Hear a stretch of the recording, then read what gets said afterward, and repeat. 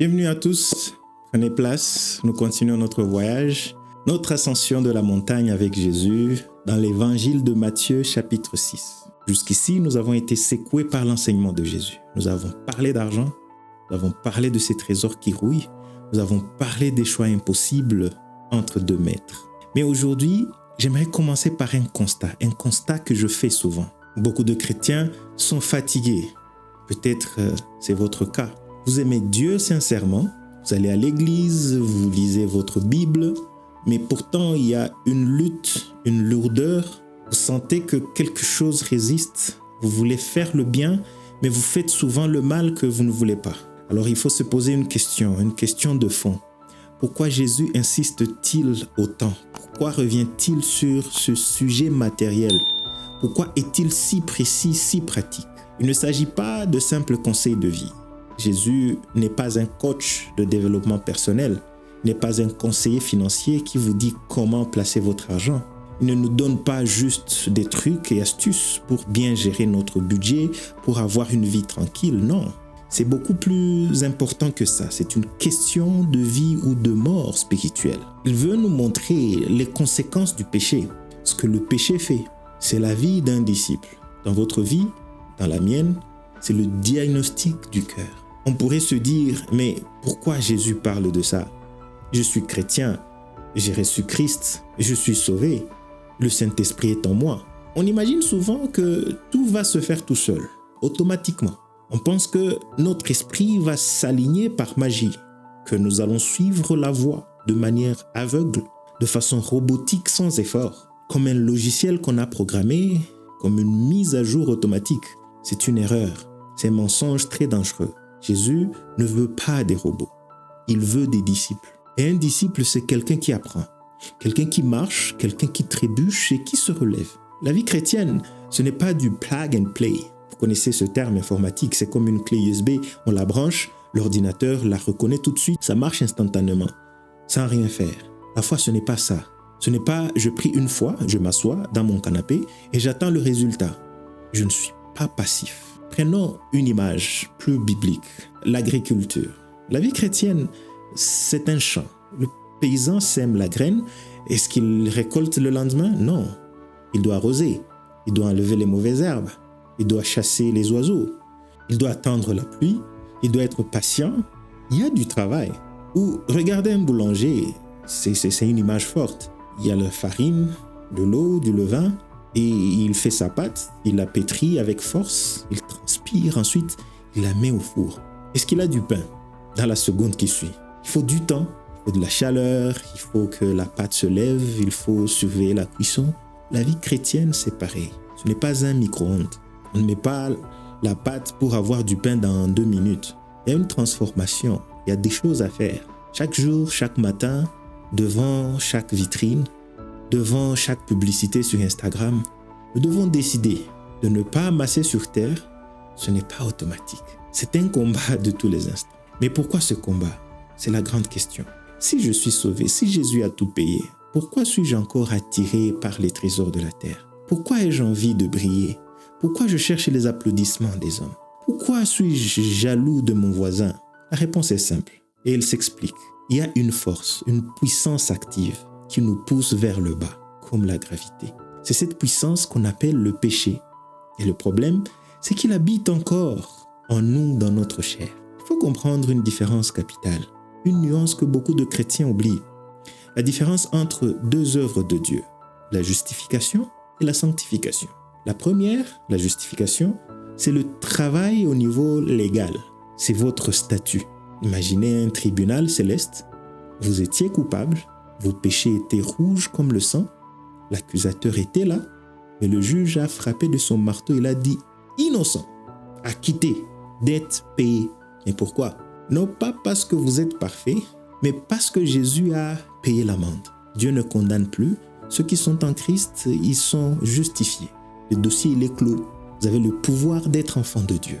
C'est fait, c'est signé. Mais la deuxième œuvre, la sanctification, ce n'est plus un tribunal. C'est un chantier, c'est un hôpital, c'est un champ de bataille. C'est une œuvre qui continue tous les jours. Elle consiste à une victoire progressive sur le pouvoir du péché.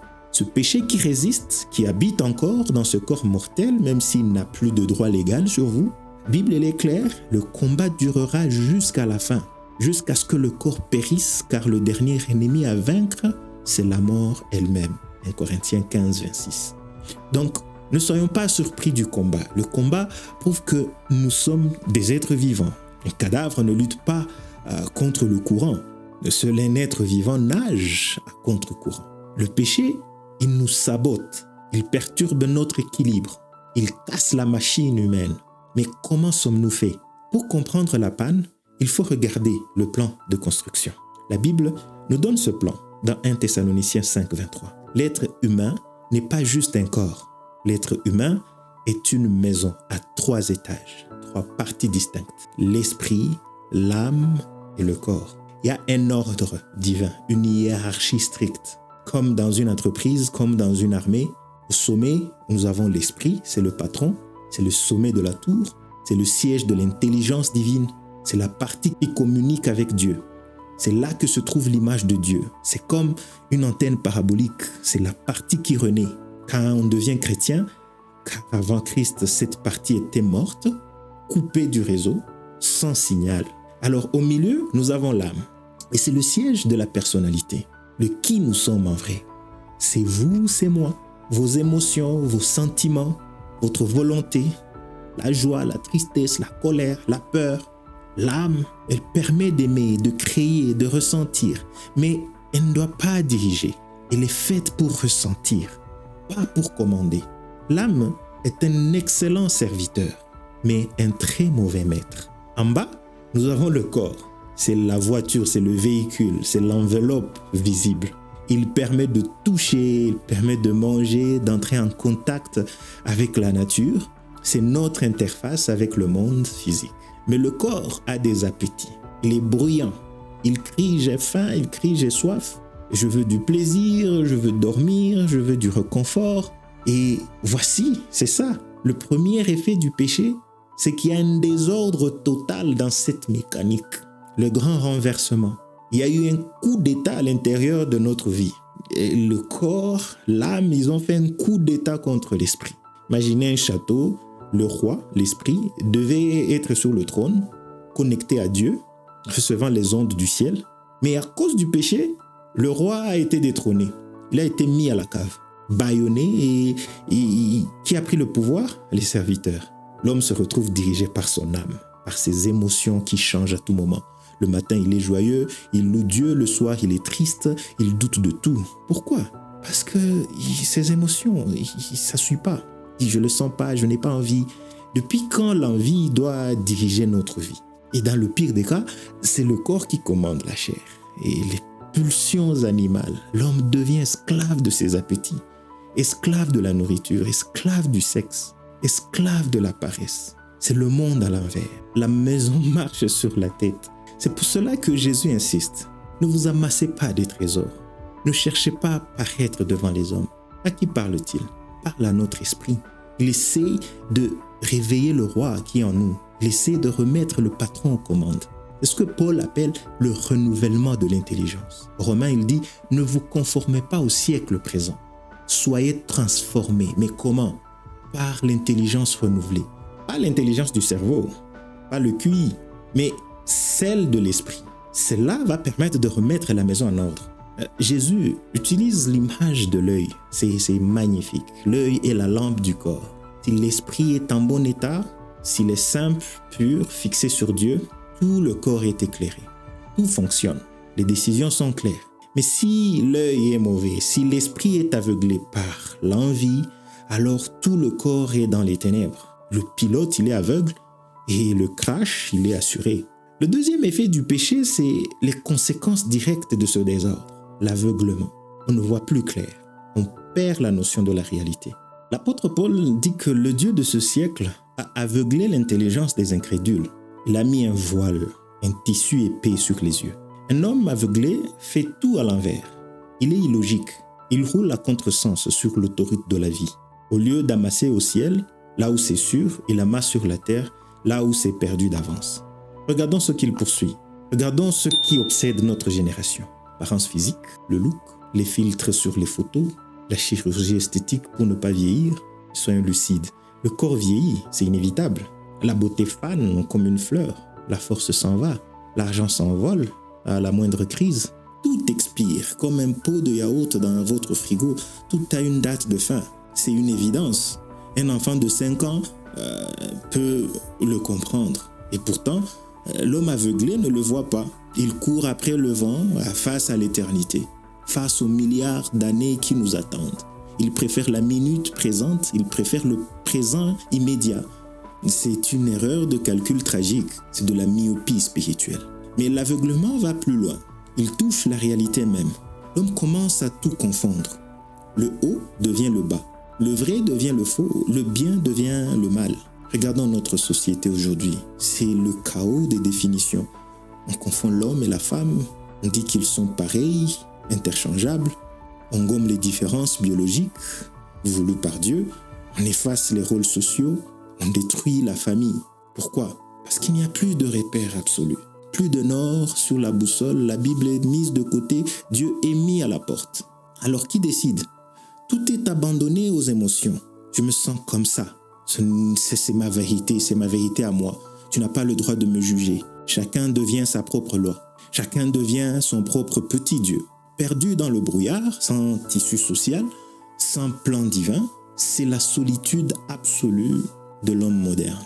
Le troisième effet, c'est le plus humiliant peut-être, l'esclavage. L'homme devient esclave de ceux qui devaient le servir. C'est une tragédie ironique. Le maître devient le serviteur, l'outil devient le tyran. Pourtant, au départ, si on y voit bien, la nourriture est un cadeau de Dieu. Les vêtements, une protection donnée même par Dieu. La technologie, une intelligence donnée par Dieu. L'argent, un moyen d'échange utile. C'était des outils magnifiques pour accomplir une mission, glorifier Dieu, aimer son prochain, prendre soin de la création.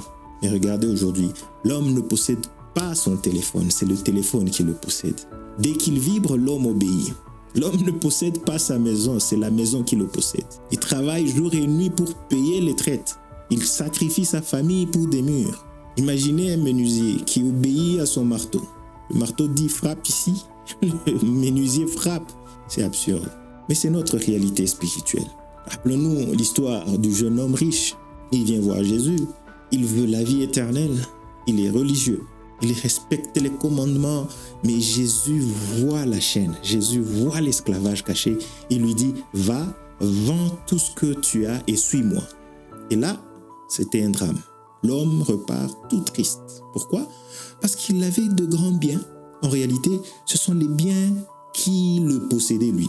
Il était prisonnier de son or. Il préférait son esclavage à la liberté de Christ. Ces bénédictions finissent par devenir un mur.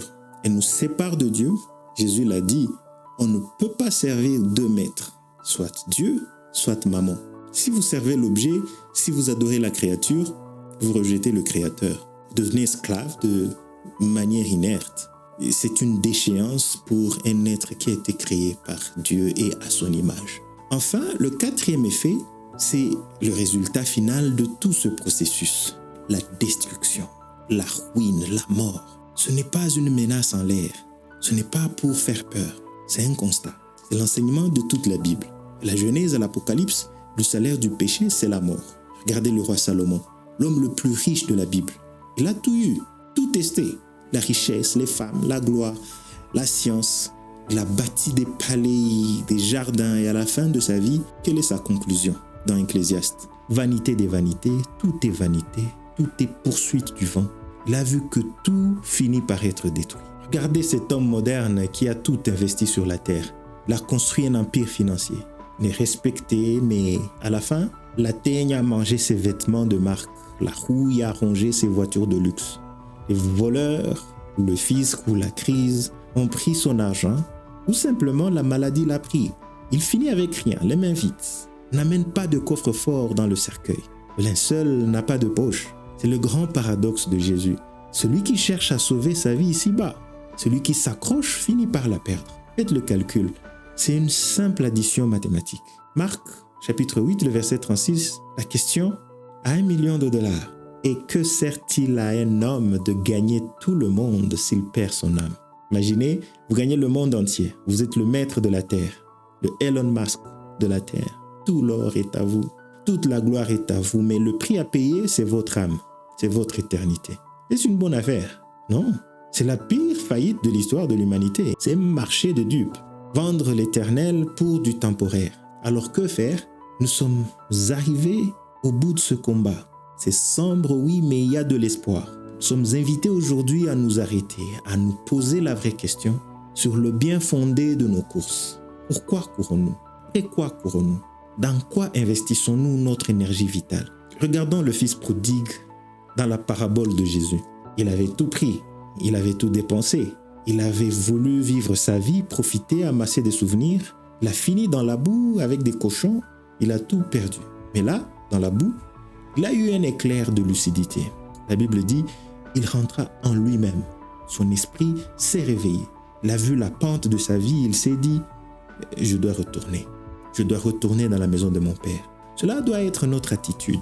Aujourd'hui même, ça doit être notre réveil, le sursaut que nous devons avoir. L'apôtre Paul dit aux Romains, « Mais grâce soit rendue à Dieu, de ce que, après avoir été esclave du péché, vous avez obéi de cœur à la règle de doctrine. » Obéir de cœur, c'est la clé. Pas obéir par la force, mais parce qu'on a compris, parce qu'on a vu la lumière.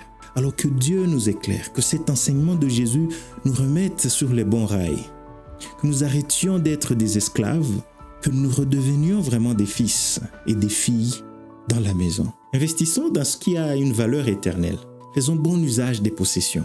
Utilisons-les comme des outils pour bénir et nous ne devons pas devenir des esclaves de ces choses. La prochaine fois, nous irons encore plus loin, car tout ce désordre, tout cet esclavage crée une maladie de l'âme. Jésus va parler de la conséquence directe. L'anxiété, les inquiétudes, la dépression. Ne vous inquiétez pas du lendemain.